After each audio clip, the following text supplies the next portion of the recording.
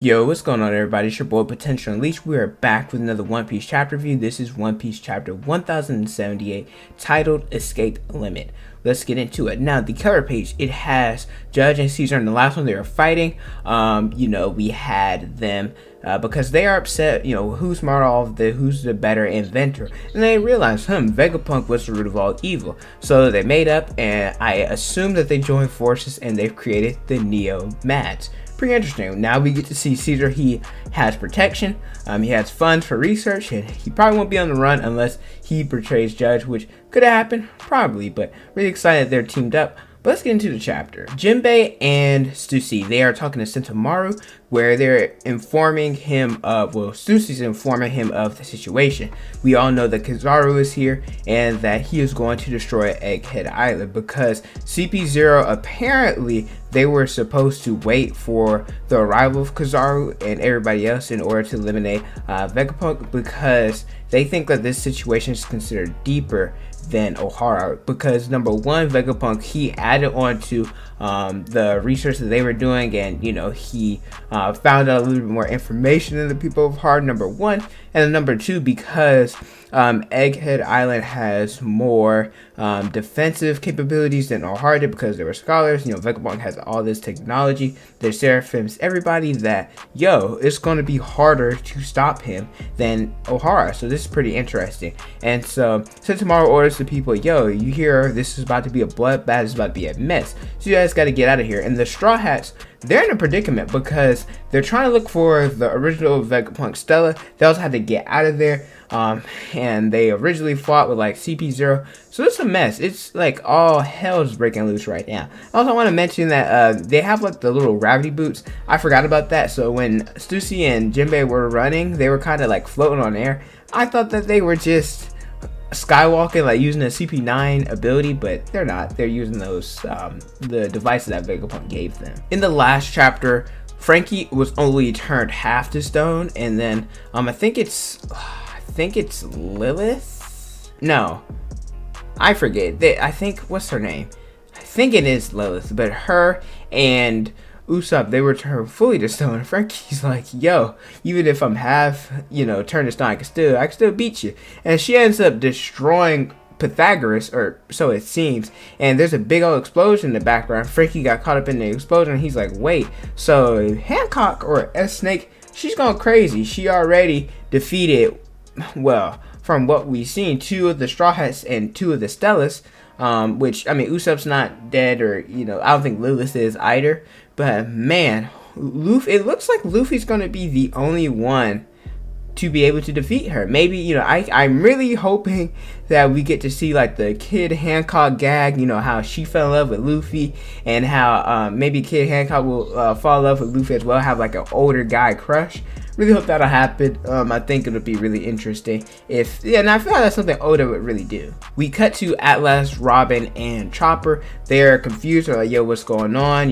They have reports that the Seraphims are attacking, and they heard different things that's going on. And so Robin's like, or it might have been Chopper, one of the two. They're like, if Nami screams, someone's gonna dash them in an instant, so we shouldn't worry about her and everybody else, because besides them two, Robin and Chopper, because they're fine. Nami's probably the only one, and Usopp as well, but really Nami's the only one that everybody's more concerned about her fighting alone, because Sanji, Jinbei, Brook's fine, Frankie's fine.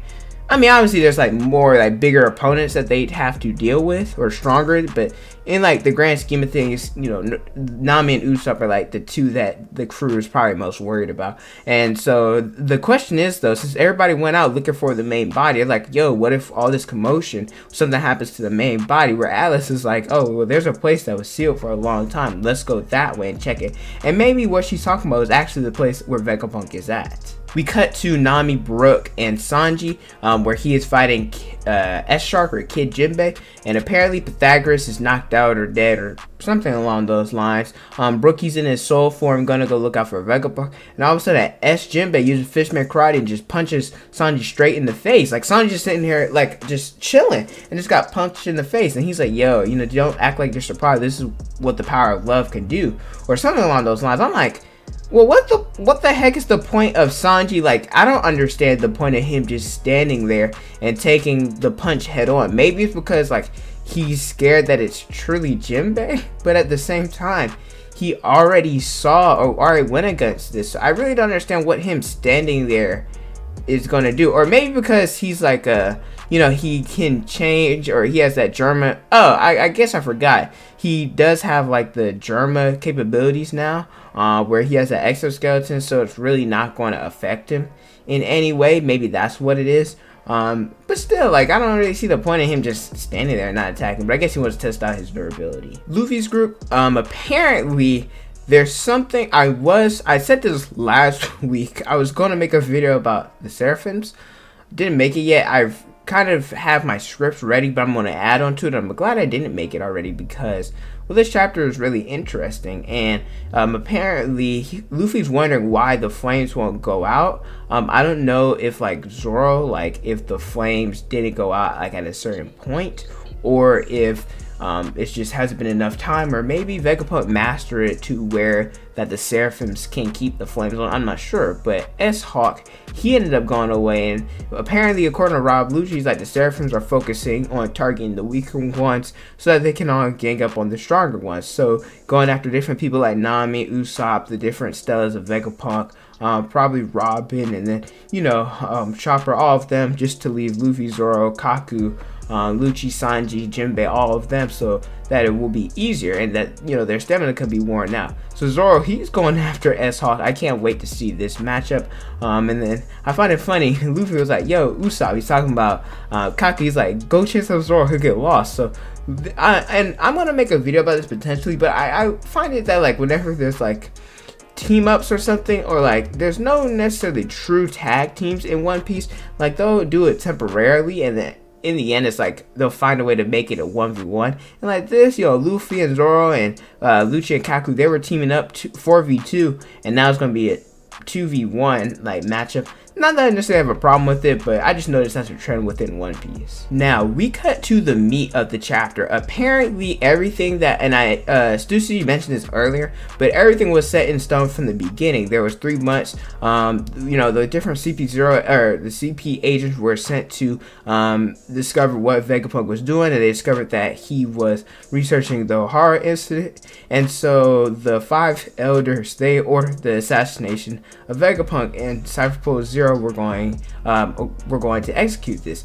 And then the elders, they anticipated that Vegapunk would resist, so being escorted by Admiral Kizaru, that they were going to go there with different other Navy warships and people with different strength going there to back them up. But the only thing they weren't expecting was for Emperor Straw Hat Luffy to be there. So Vegapunk, he already had the Seraphims under his control, and like the different things that, with the technology that he made, plus the Straw Hats. Now, with Zoro having 1 billion, Jinbei, Sanji, Robin having a high bounty, and Luffy's a lot on his own, or especially whenever he's awakened. And so, so now then it's going to be Kizaru, the elders, and the different military and marines that are there as well. And it says that this event, because it's going down tomorrow, it'll shock the entire world. Whatever happens, it's going to be crazy. Now we cut to this part of the chapter where we find out who the traitor was, and this traitor is York.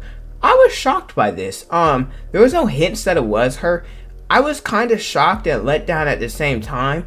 I was shocked that it was York, but at the same time, maybe because I thought it was going to be like a bigger reveal, and that it's not her, like that it isn't, and it's her, that's why I'm disappointed. But I'm not disappointed by like the review. I just wasn't expecting this. I don't know, I'm getting the vibes of like, because she was like, oh, well, she's doing this because she wants to be a celestial dragon, and then the original Vegapunk was like, yo, with all these celestial dragons, how horrible they are and what they've done in the past. And she says, well, I don't care, I'm still gonna be a celestial dragon, and there only needs to be one of us. I'm getting like a vibe of, I don't know, you have too many clones and you're like, oh well, I gotta be that that one clone that, you know, is the best version, you know. Really interesting chapter. I love that they were like them trying to eliminate Vegapunk wasn't like on some whim.